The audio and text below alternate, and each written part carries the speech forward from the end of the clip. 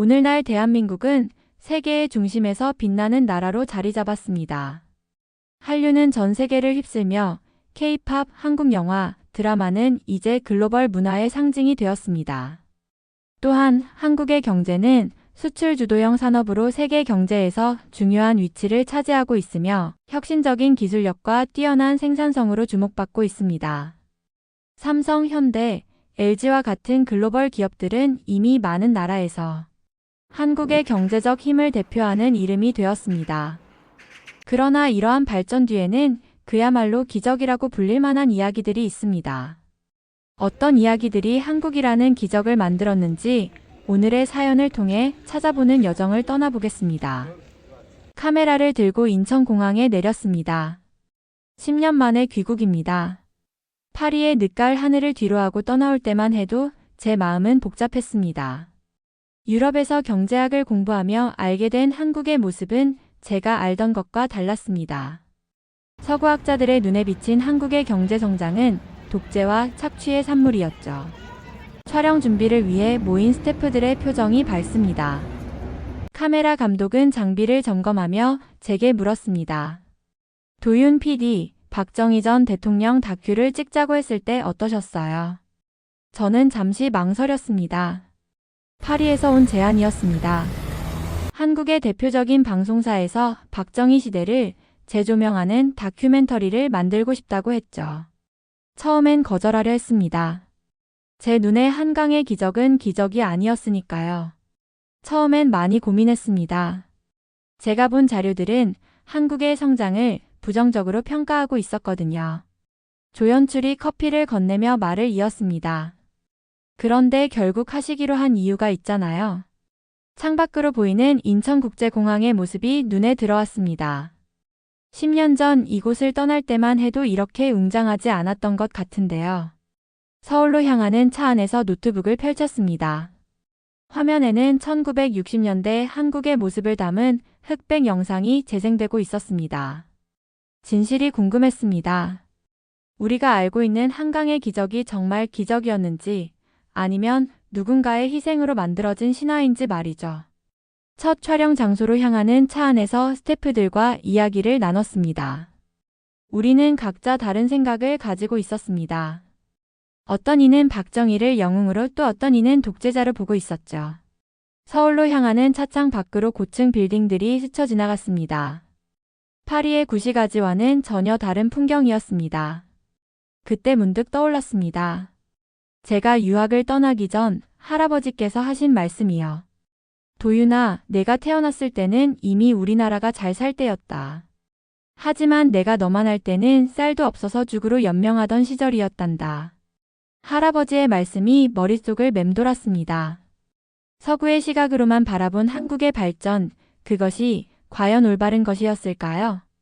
촬영 첫날 카메라 앞에 섰습니다. 평소처럼 말하려 했지만 목소리가 조금 떨렸습니다. 이제 시작입니다. 한국 현대사의 가장 논쟁적인 인물을 마주하는 여정이죠. 저는 김도윤입니다. 경제 전문 기자 출신의 다큐멘터리 감독입니다. 오늘부터 우리는 한강의 기적이라 불리는 그 시대로 떠나볼 겁니다. 박정희라는 인물을 통해 우리가 걸어온 길을 되짚어보려 합니다.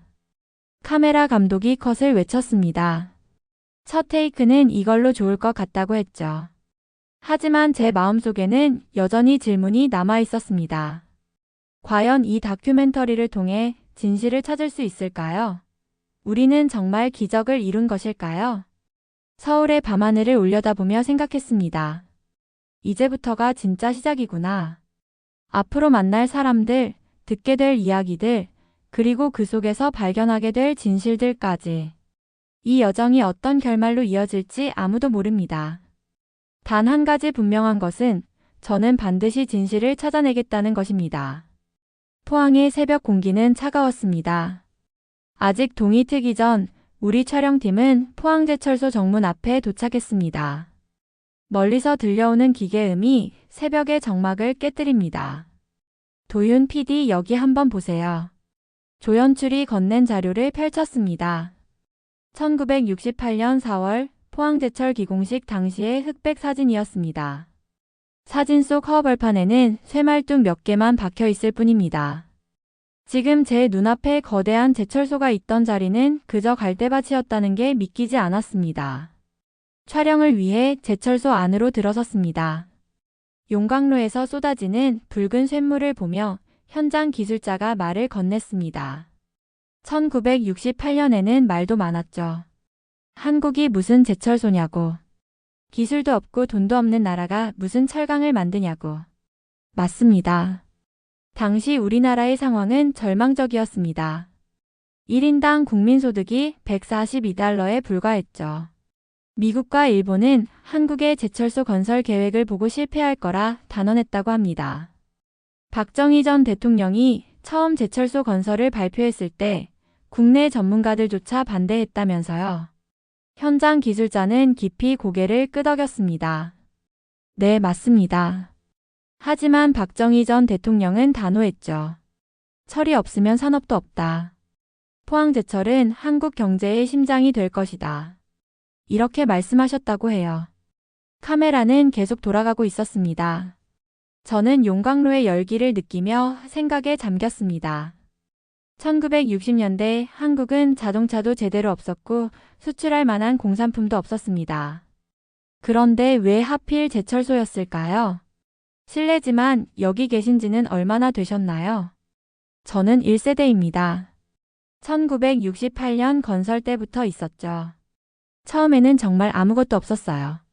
기술자들은 일본에 가서 기술을 배워왔고 우리는 밤낮 없이 일했습니다. 그의 말을 들으며 옛 기록 영상을 떠올렸습니다. 궂은 날씨에도 공사는 계속됐고 수많은 사람들이 이곳에서 땀을 흘렸습니다. 불가능할 것 같았던 꿈이 현실이 되어가는 순간들이었죠. 점심시간 구내식당에서 만난 젊은 기술자가 말했습니다. 우리 아버지도 여기서 일하셨어요. 지금은 은퇴하셨지만 항상 말씀하시죠. 포항제철이 한국을 살렸다고. 저는 창밖으로 보이는 거대한 제철소를 바라보았습니다. 이곳은 단순한 공장이 아니었습니다. 불가능을 가능으로 바꾼 의지의 상징이었죠. 불과 50년 만에 우리나라는 세계 6위의 철강 대국이 되었습니다. 취재를 마치고 돌아오는 길 차창 밖으로 노을이 지고 있었습니다. 스태프들은 지쳐 잠들어 있었지만 저는 여전히 생각이 많았습니다.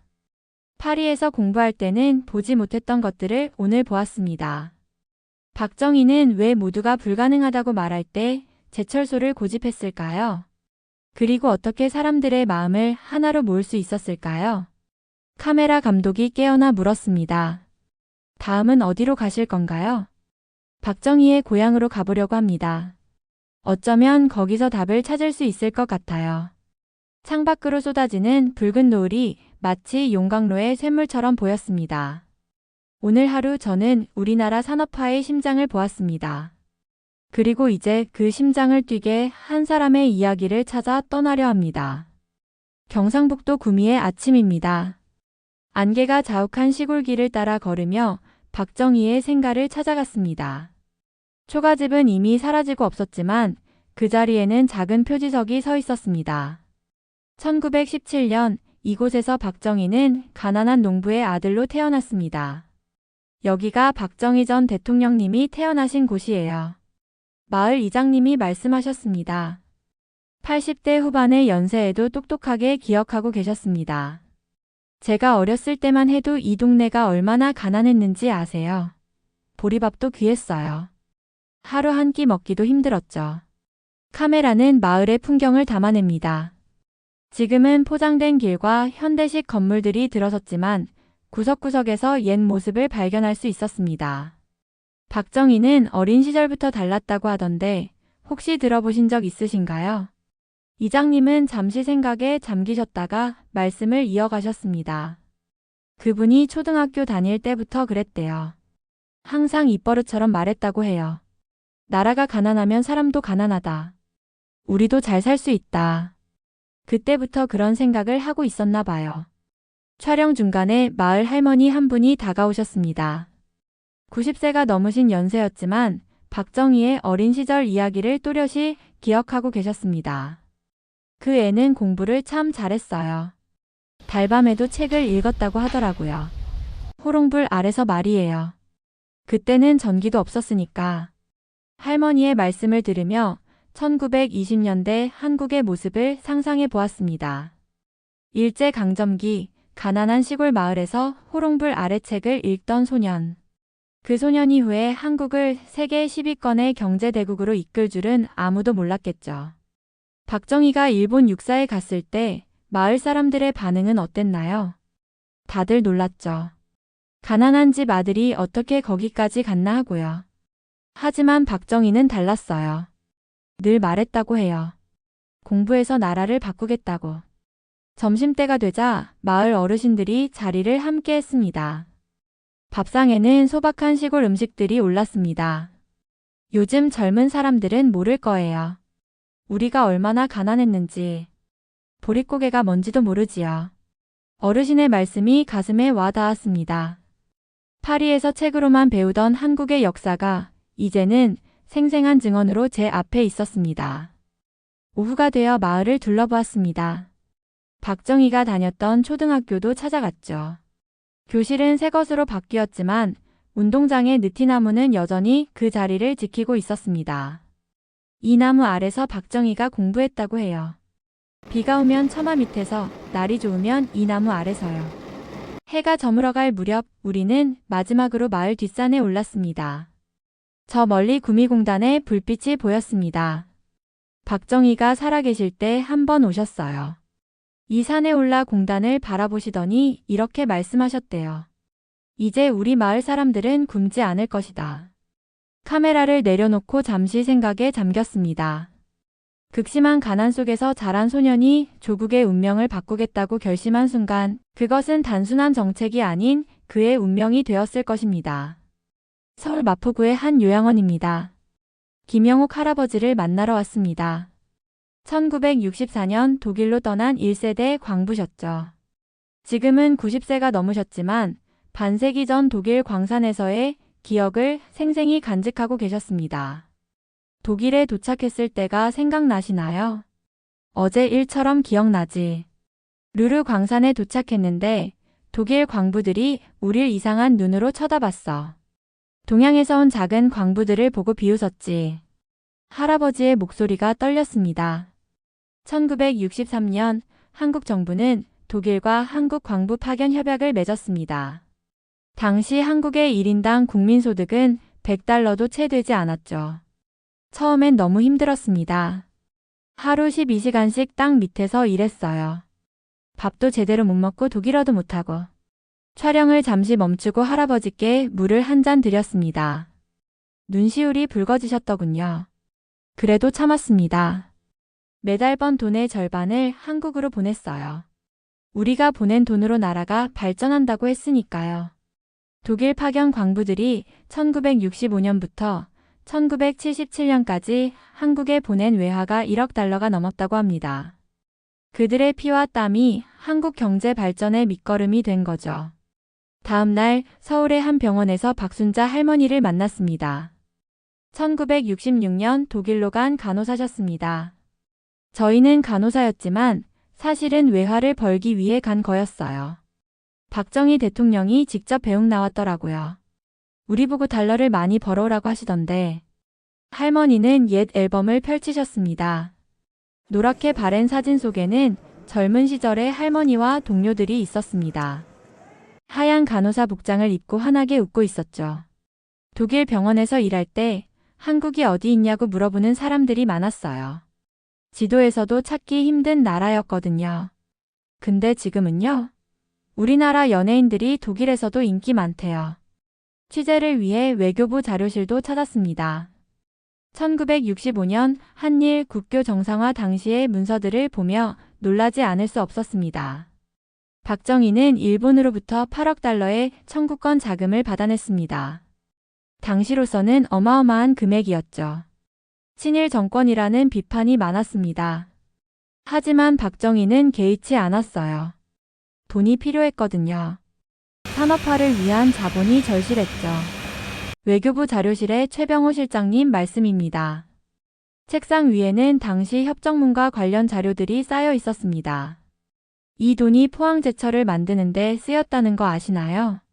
경부고속도로를 건설하는데도 이 자금이 들어갔고요. 서울 도심의 한 카페에서 마지막 인터뷰가 있었습니다. 1960년대 경제기획원에서 일하셨던 장태선 전 과장님을 만났죠. 박정희는 독특했어요. 돈을 빌리러 다닐 때도 당당했습니다. 우리도 잘 살 수 있다, 반드시 갚겠다. 그런 확신이 있었거든요. 취재를 마치고 호텔로 돌아오는 길이었습니다. 밤거리에는 수많은 사람들이 분주히 오가고 있었죠. 제 머릿속에는 오늘 만난 분들의 이야기가 맴돌았습니다. 독일 광부들, 간호사들, 그리고 그들을 파견했던 박정희. 그들은 모두 한국을 바꾸겠다는 집념으로 뭉쳐 있었습니다. 경부고속도로 서울톨게이트에서 아침이 밝았습니다. 1970년 7월 7일 이곳에서 경부고속도로 개통식이 열렸다고 합니다. 당시 취재 사진을 들여다보니 사람들 표정이 복잡해 보였습니다. 개통식 때 분위기가 어땠나요? 이정웅 전 건설부 과장님께 여쭤보았습니다. 당시 현장에 계셨다고 합니다. 반대가 심했어요. 고속도로를 왜 만드냐? 차도 없는데 무슨 고속도로냐? 하지만 박정희는 단호했습니다. 도로가 없으면 경제도 없다. 이렇게 말씀하셨죠.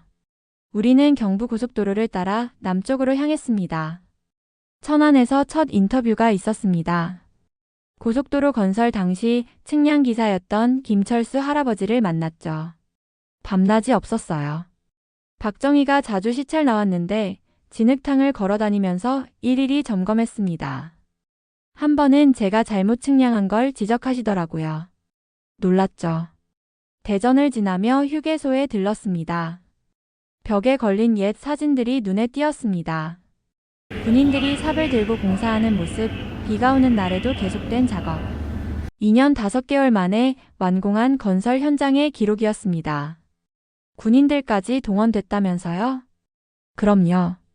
군 공병대가 대거 투입됐죠. 박정희는 군인들한테 이렇게 말했대요. 이 도로가 통일의 길이 될 거라고. 구미를 지날 때였습니다. 카메라 감독이 갑자기 말했습니다. 도윤 PD, 저기 보이는 공단이요. 고속도로 없었으면 생기지도 못했을 거예요. 맞습니다.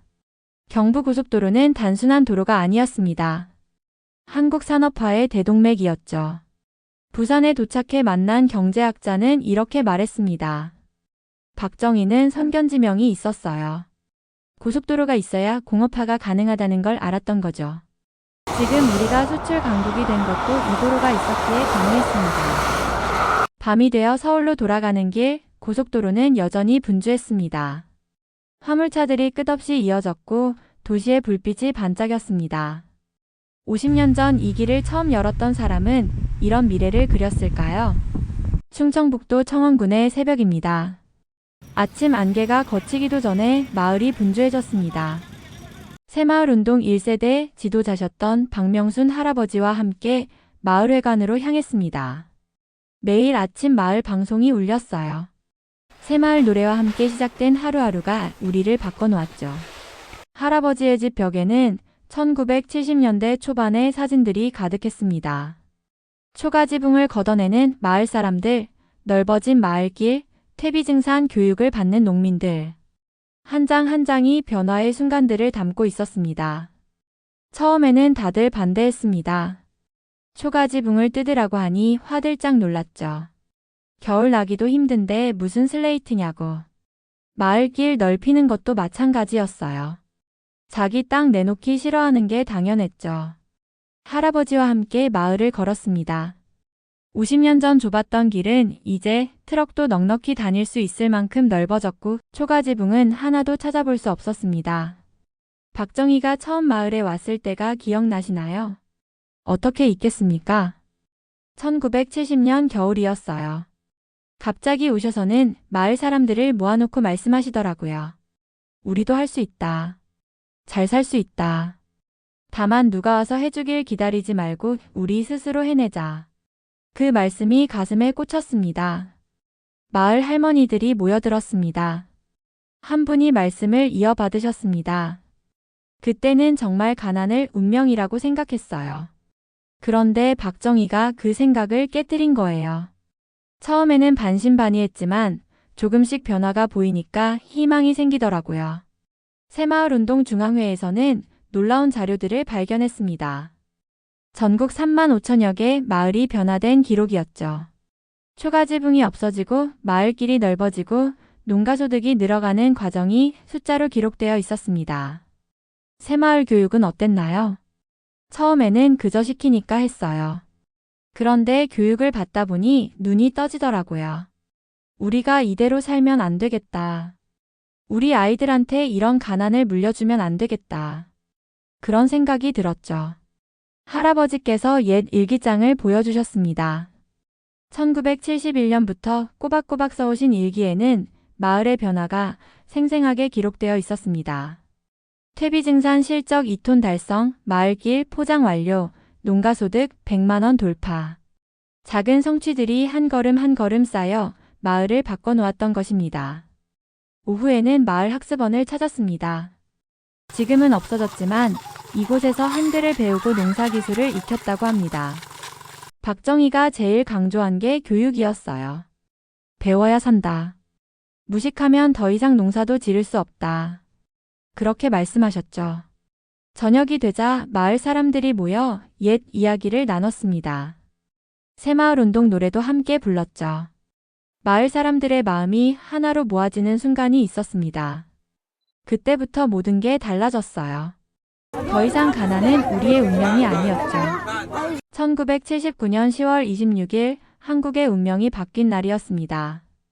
중앙정보부장 김재규의 총성이 울렸고 박정희 시대는 막을 내렸습니다. KBS 방송국 자료실에서 당시의 뉴스 필름을 보고 있자니 마음이 복잡해졌습니다. 18년 5개월이라는 긴 시간, 그 안에는 빛과 그림자가 함께 있었습니다. 이 필름 좀 보세요. 자료실의 김현우 실장이 오래된 필름을 꺼냈습니다.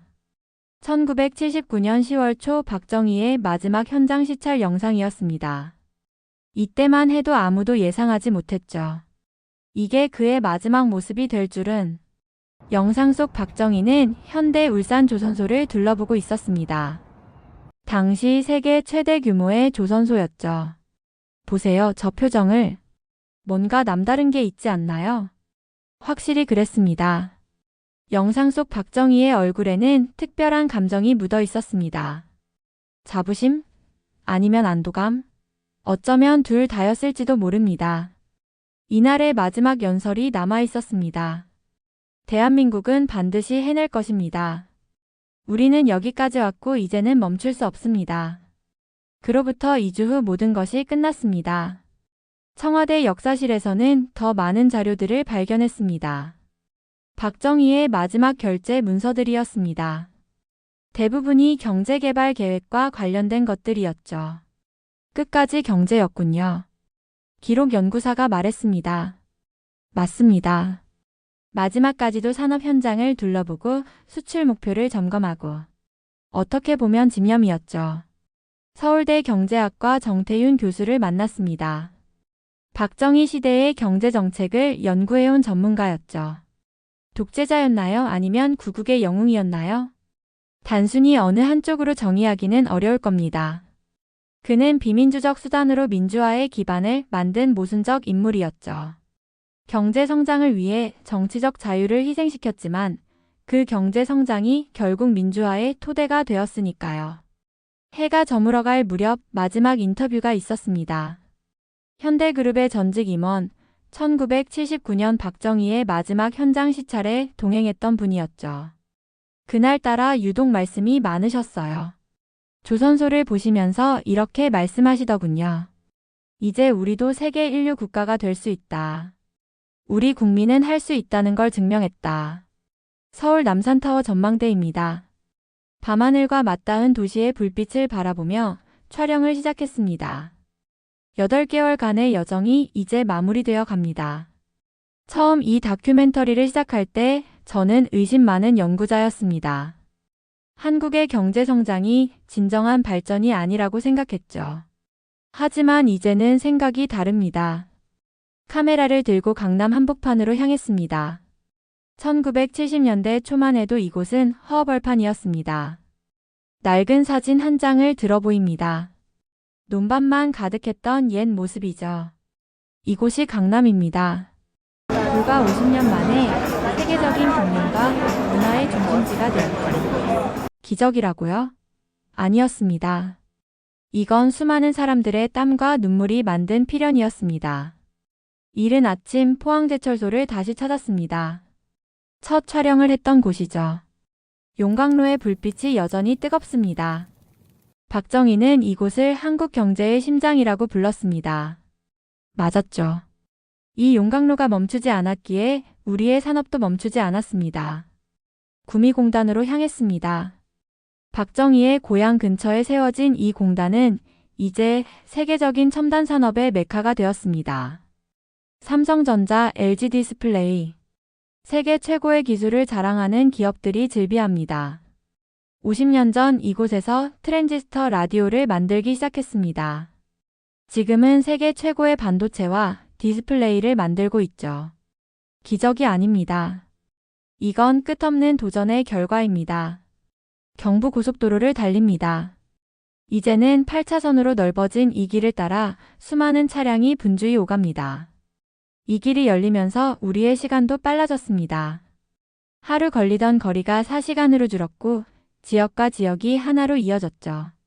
박정희는 이 도로를 낼 때 많은 반대에 부딪혔습니다. 하지만 그는 알고 있었던 것 같습니다. 미래로 가는 길은 항상 누군가가 먼저 열어야 한다는 것을. 마지막 촬영지는 현대자동차 울산 공장입니다. 세계 5위의 자동차 메이커로 성장한 현대자동차는 한강의 기적을 상징하는 또 하나의 증거입니다. 1967년 박정희는 자동차 공장 설립을 승인했습니다. 당시 한국의 기술력으로는 불가능해 보이는 도전이었죠. 하지만 보세요. 이제 우리 자동차가 전 세계를 달리고 있습니다.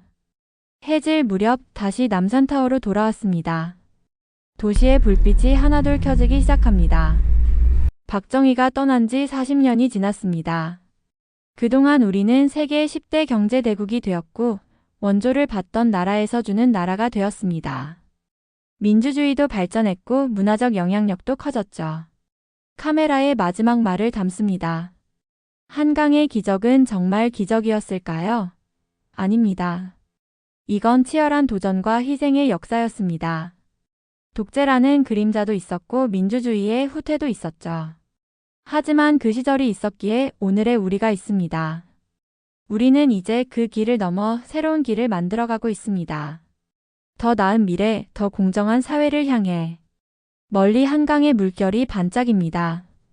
50년 전 이 강변에서 꿈꾸었던 미래가 이제는 현실이 되어 우리 앞에 펼쳐져 있습니다. 오늘 사연 어떠셨나요? 지금 우리가 누리는 것들, 우리의 위상들 모두 우연이 아닌 희생과 노력, 희망으로 만들어낸 결과물임을 알 수 있었습니다. 우리의 사연으로 오늘보다 더 나은 내일을 꿈꿉니다. 이 사연이 마음에 드셨다면 좋아요와 구독 부탁드립니다. 더 나은 내일을 위해 노력하겠습니다.